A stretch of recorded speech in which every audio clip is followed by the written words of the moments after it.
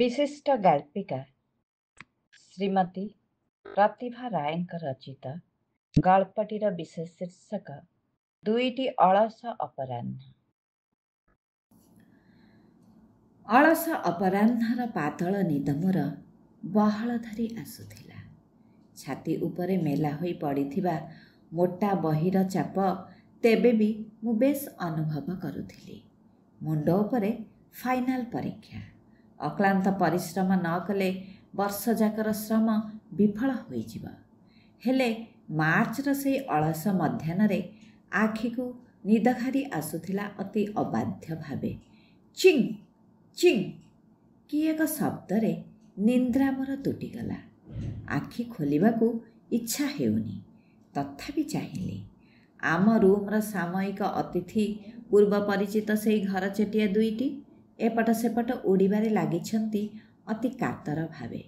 ନିନି ଖଟବାଡ଼ା ଗୋଟାଏ ଧରି ସେମାନଙ୍କୁ ବ୍ୟତିବ୍ୟସ୍ତ କରିବାରେ ଲାଗିଛି। ବଡ଼ ଚପଳା ଏଇ ନିନି। ଆମେ ଆମ ରୁମ୍ରେ ମାତ୍ର 4 ଜଣ, ସମସ୍ତେ ସହାଧ୍ୟାୟିନୀ। ମୁଁ ଟିକେ ବିରକ୍ତ ହେଲି। କ'ଣ ହେଉଛି ଏସବୁ? ଖରାବେଳଟାରେ କାହିଁକି ମିଛରେ ମସ୍ତ ହେଉଛୁ ଶୁଣେ? ନିନି ଦାନ୍ତ ଦେଖାଇ ମୁଖ ବିକୃତ କରି ଖତେଇ ହେଲା। ଇଃ, ତୁ ସିନା କଳ୍ପନା ବିଳାସୀ ଯେ ଘରଚଟିଆଙ୍କୁ ତୋ କଳ୍ପନାର ନାୟିକା କରିବୁ। ମୁଁ ବାବା ବଡ଼ ବଡ଼ବାଦୀ। ଦେଖି ତ ମୋ ବେଡ଼୍ କେମିତି ଅପରିଷ୍କାର କରିଛି। ତାକୁ ଆଜି ନିଶ୍ଚୟ ଧରିବି। ଆରେ ତାଙ୍କୁ ଧରିଲେ ପାଳି ଜ୍ୱର ହୁଏ ଜାଣୁନା? ତା ଛଡ଼ା କାହିଁକି ତାଙ୍କୁ ହଇରାଣ କରୁଛୁ? ଭଗବାନ ଅସନ୍ତୁଷ୍ଟ ହେବେ ଯେ। ଉନା କହିଲା, ସବୁ କଥାରେ କିଛି ନା କିଛି ନୀତି ଶିକ୍ଷା ଦେବା ତୋର ବଦଭ୍ୟାସ। ବେଶ୍ ଭଲ କଲି। ତୋ ଉପଦେଶ ସେତିକି ଥାଉ। ନିନି ଘରଚଟିଆ ଦୁଇଟିଙ୍କୁ ବେଶୀ ବ୍ୟସ୍ତ କରିବାରେ ଲାଗିଲା। ଖରାବେଳର ସେଇ ପ୍ରଚଣ୍ଡ ରୌଦ୍ର ତାପରୁ ରକ୍ଷା ପାଇବାକୁ ଏଇ ଘରଚଟିଆ ଦମ୍ପତି ବେଳେବେଳେ ଆମ ରୁମ୍ରେ ଅତିଥି ହୁଅନ୍ତି। ଚୁପଚାପ ଛାତର କଡ଼ି କାଠ ଉପରେ ବସି ବସି ସେମାନେ ଆଖିମୁଦି ସ୍ୱପ୍ନ ଦେଖନ୍ତି। କେବେ କେବେ ଚଞ୍ଚୁରେ ଚଞ୍ଚୁ ରଖି କେତେ ସୁନେଲି କଳ୍ପନା କରନ୍ତି ହୁଏତ। ବେଳେବେଳେ କୃତ୍ରିମ ଅଭିମାନ କରି କେତେ ଅଭିନୟ କରନ୍ତି। ଆକାଶ ତଳକୁ ସୂର୍ଯ୍ୟ ନଇଲେ ଫୁର୍ କରି ଉଡ଼ିଯାଆନ୍ତି ଦୁହେଁ। ମୁଁ ଦେଖି ବିଭୋର ହୁଏ। ସତେ କେତେ ମୁକ୍ତ ଆଉ ନିର୍ମଳ ଏଇ ଦୁଇଟି ଜୀବନ।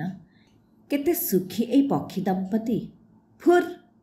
କଳ୍ପନାରେ ମୋର ବାଧା ପଡ଼ିଲା। କବାଟ ପାଖ ଦେଇ ପୁରୁଷ ଚଟିଆଟି ଉଡ଼ିଗଲା। ନିନି ଧାଇଁ ଯାଇ କବାଟଟାକୁ ଭଲ କରି ମୁଦିଦେଲା। ଘର ଭିତରେ ବନ୍ଦିନୀ ହୋଇ ରହିଗଲା ସ୍ତ୍ରୀ ଚଟିଆଟି ବିଚାରୀ। କି ନିରୀହ ତାର ସେହି କରୁଣ ଜୁଳୁ ଜୁଳୁ ଆଖିର ଚାହାଣୀ। ପୁରୁଷ ଚଟିଆଟି ପ୍ରାଣ ଭୟରେ ଉଡ଼ିଯାଇଛି ମରଣ ମୁଖରେ ନିଜର ପ୍ରିୟାକୁ ଛାଡ଼ିଦେଇ। ନିନି ଏ ମଧ୍ୟରେ ଥକି ପଡ଼ିଲାଣି। ତଥାପି ସେ ଘରଚଟିଆକୁ ଘଉଡ଼େଇବାରେ ବ୍ୟସ୍ତ। ନିଜେ ବି କଷ୍ଟ ପାଉଛୁ, ବିଚାରୀ ଚଟିଆକୁ ହଇରାଣ କରୁଛୁ କାହିଁକି ଶୁଣେ? ମୁଁ ବିରକ୍ତି ହୋଇ କହିଲି। ହଉ, ଧରି କରି ଛାଡ଼ିଦେବା ତାକୁ। ତାକୁ ଧରି ପୁଣି ଛାଡ଼ିଦେଲେ କିଛି ଦୋଷ ନାହିଁ, ଇନ୍ଦୁ ମନ୍ତବ୍ୟ ଦେଲା। ସବୁଠୁ ବେଶୀ ପ୍ରଗଳ୍ଭା ଏଇ ଇନ୍ଦୁ। ଏ ବୟସରେ ବି ତାର ସେଇ ଶିଶୁ ସୁଲଭ ଘଟଣା ସବୁ ଘଟିଯାଉଛି। ଘର ଚଟିଆଟି ବେଶ୍ ହାଲିଆ ହୋଇ ପଡ଼ିଛି ସେତେବେଳକୁ। ଚଞ୍ଚୁ ମେଲା କରି ସେ ଧକାଉଛି। ଛୋଟ ଛୋଟ ଡେଣା ଦୁଇଟି ତାର ଥକି ପଡ଼ିଛି ଏ ଭିତରେ। ସରୁ ସରୁ ଗୋଡ଼ ଦୁଇଟି ସାମର୍ଥ୍ୟ ହରାଇଛି। ନିନି ମଧ୍ୟ ବେଶ୍ ଥକି ପଡ଼ିଛି। ହେଲେ ଗୋଟାଏ ଜିଦ୍ରେ ସେ ଘରଚଟିଆକୁ ଘଉଡ଼େଇବାରେ ବ୍ୟସ୍ତ। ହଠାତ୍ ଘରଚଟିଆଟି ଡୋଳା ଲେଉଟାଇ ଗୋଡ଼ ନାଠି ପକାଇଲା। ଏ ଭଗବାନ, ମୁଁ କ'ଣ କରିବି? ନିନି ଚିତ୍କାର କରି ଉଠିଲା। ମୁହଁରେ ତାର ବିନ୍ଦୁ ବିନ୍ଦୁ ଝାଳ। ମେଘ ଢାଙ୍କି ଆସୁଛି ଯେପରି। ଉନା କହିଲା, ତୁ ନର୍କରେ ପଡ଼ିବୁ ନିନି। ଏ ମା! ନିନିର ଆଖି ଦୁଇଟି ମେଘ ମେଦୁରିତ ହୋଇ ଉଠୁଛି। ଆଉ ଟିକକେ ବର୍ଷିଯିବ ଯେପରି। ମୁଁ ଉଠି ପଡ଼ିଲି।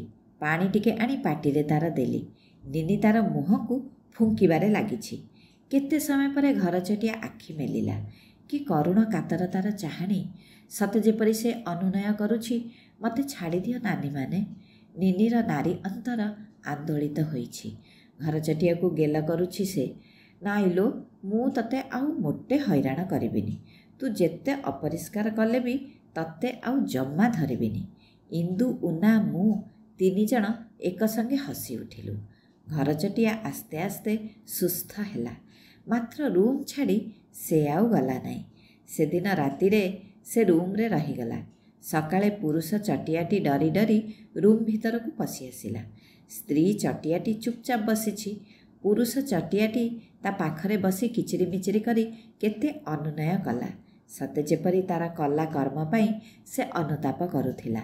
ସ୍ତ୍ରୀ ଚଟିଆଟି ଗୁମ୍ ମାରି କେତେ ସମୟ ବସିଲା। ତାପରେ ମୁଣ୍ଡ ହଲାଇ କେତେ କ'ଣ କହିଲା।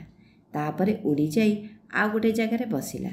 ସେ ବୋଧହୁଏ କହୁଥିଲା, ଯେଉଁ ସ୍ୱାମୀ ସ୍ତ୍ରୀକୁ ମୃତ୍ୟୁ ମୁଖରେ ପକାଇ ପ୍ରାଣ ବିକଳରେ ଚାଲିଯାଏ ସେ କାପୁରୁଷ ଭୀରୁ, ତା ମୁହଁ ଚାହିଁବାର ନୁହେଁ।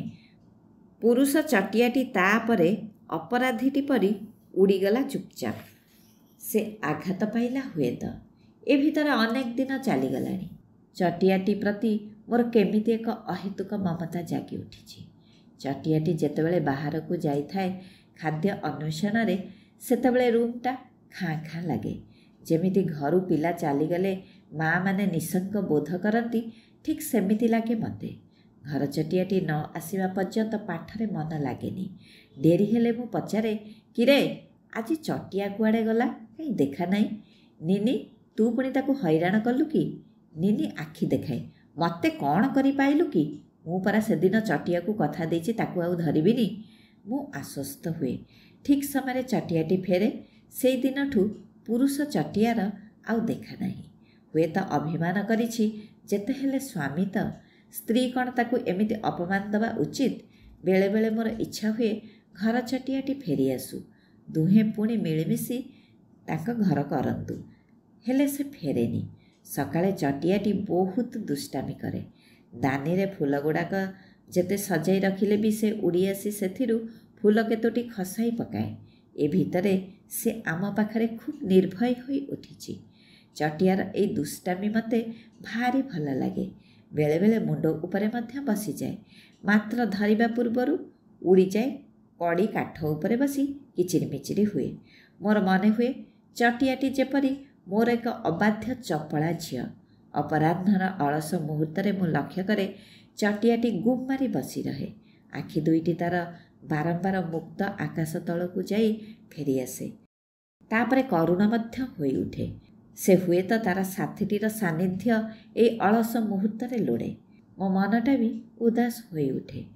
ମୋର ମନେ ହୁଏ ଅବୁଝା ଝିଅଟିକୁ ମୋର ବୁଝାଇ ଦେବି, ସେ ସ୍ୱାମୀ, ସେ ଦେବତା, ତୁ ଯା ତାଙ୍କ ପାଦ ଧରି କ୍ଷମା ମାଗିବୁ। ହେଲେ ମୋର ସବୁ କଳ୍ପନାରେ ରହିଯାଏ। ସେଦିନ ଆକାଶରେ ମେଘ ଢାଙ୍କିଥିଲା। ଥିରି ଥିରି ସିରି ସିରି ପବନରେ ମନ ପ୍ରାଣ ଉଲ୍ଲସିତ ହେଉଥିଲା। ଅପରାହ୍ନଟି ଭାରି ଉଦାସ ମନେ ହେଉଥିଲା। ମୁଁ ଚାହିଁଲି, ଚଟିଆଟି ଆଜି ଭାରି ଉଦାସ ହୋଇ ଉଠିଛି। ଆଖିରେ ତାର ଦୀର୍ଘ ପ୍ରତୀକ୍ଷାର ବ୍ୟର୍ଥତା, କରୁଣତା। ସେ ଅପେକ୍ଷାମାଣ। ହଠାତ୍ ଫୁର୍ କରି ଶବ୍ଦ କରି ପୁରୁଷ ଚଟିଆଟି ଉଡ଼ି ଆସିଲା ଭିତରକୁ। ସ୍ତ୍ରୀ ଚଟିଆଟି ଆନନ୍ଦରେ ବିହଳ ହୋଇ ପୁରୁଷ ଚଟିଆର ଲୋମଡ଼ା ଛାତିରେ ଚଞ୍ଚୁ ଗୁଞ୍ଜିଲା। ଆଖିରେ ତାର କରୁଣତା। ସେ ଯେପରି କହୁଥିଲା, ମୋତେ କ୍ଷମା କର, ମୁଁ ତୁମକୁ ଆଘାତ ଦେଇଛି। ପୁରୁଷ ଚଟିଆର ଆଖିରେ ସ୍ୱପ୍ନ, କ୍ଷମା କରିବାର ଭାବ। ଏ ହୁଏତ ଏଇ ଅଳସ ଉଦାସ ମୁହୂର୍ତ୍ତରେ ସବୁ ରାଗ ଭୁଲି ଧାଇଁ ଆସିଥିଲା ତାର ବାନ୍ଧବୀ ପାଖକୁ। ମୁଁ ବିଭୋର ହେଲି। ମୋର ଅବୁଝା ଶିଶୁ ଦୁଇଟି ଯେପରି ପଥ ହୁଡ଼ି ଯାଇଥିଲେ, ଆଜି ସେମାନେ ବାଟକୁ ଆସିଛନ୍ତି। ଚଟିଆ ଦୁଇଟି ଚଞ୍ଚୁରେ ଚଞ୍ଚୁ ଗୁଞ୍ଜି ଆଖି ମୁଦିଲେ। ମୋ ପ୍ରାଣରେ ଅପୂର୍ବ ପୁଲକ, ମନରେ ରୋମାଞ୍ଚ। ତାପରେ ଚଟିଆ ଦୁଇଟି ଫୁର୍ କରି ଉଡ଼ିଗଲେ ଡେଣାରେ ଡେଣା ଲଗାଇ ସୀମାହୀନ ଦିଗ୍ବଳୟ ତଳକୁ। ମୋ ମନଟା କେଜାଣି କାହିଁକି ଦବିଗଲା। ଚଟିଆଟା ଆଉ ଫେରିବନି କି? ସତକୁ ସତ ସେଇଦିନୁ ଚଟିଆ ଦୁଇଟି ଆଉ ଫେରିଲେନି।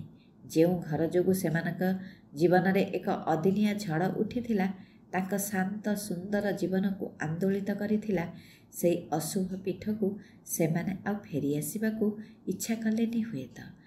2 ଦିନ ଉତ୍କଣ୍ଠାରେ ଅପେକ୍ଷା କଲା ପରେ ମୋତେ ସତକୁ ସତ ଭାରି କାନ୍ଦ ଲାଗିଲା। ଏତେ ଦିନର ମାୟା ମମତା, ଦୁଷ୍ଟାମି ସବୁ ଭୁଲି ଚଟିଆଟି ରହିଲା କିପରି? ସମସ୍ତେ କ'ଣ ଏଇଆ? ଜୀବନର ସାଥୀ ପାଇଲେ ସମସ୍ତେ କ'ଣ ପର ହୋଇଯାଆନ୍ତି? ବାପା, ମା, ଭାଇ, ବନ୍ଧୁ ସମସ୍ତେ କେଜାଣି ହୋଇଥିବ। ହେଲେ ମୋର ମନେ ହେଉଥିଲା ମୋର ଛୋଟ ଅଲିଅଳି ଝିଅଟିକୁ ମୁଁ ଯେପରି ଶାଶୁଘରକୁ ବିଦା କରିଦେଇଛି। ମୋର ପ୍ରାଣ ଛଟପଟ ହେଉଥିଲା। ମା' ମାନେ ଝିଅମାନଙ୍କୁ ଏତେ ଦିନ ରକ୍ତ ମାଂସ ଲହୁ ଲୁହ ଦେଇ ପାଳି ପର ଘରକୁ ବିଦା କରିଦେଲା ବେଳେ କେତେ ଦୁଃଖ ଲାଗୁନଥିବ ସତେ। ଅପା ବିବାହର ଅନେକ ଦିନ ପରେ ମଧ୍ୟ ପ୍ରତି କଥାରେ ଅପାକୁ ମନେ ପକାଇ ବୋଉର ଦୀର୍ଘଶ୍ୱାସର ଗଭୀରତା ସେଦିନ ମୁଁ ଠିକ୍ ଅନୁମାନ କରିପାରୁଥିଲି। ସମାପ୍ତ।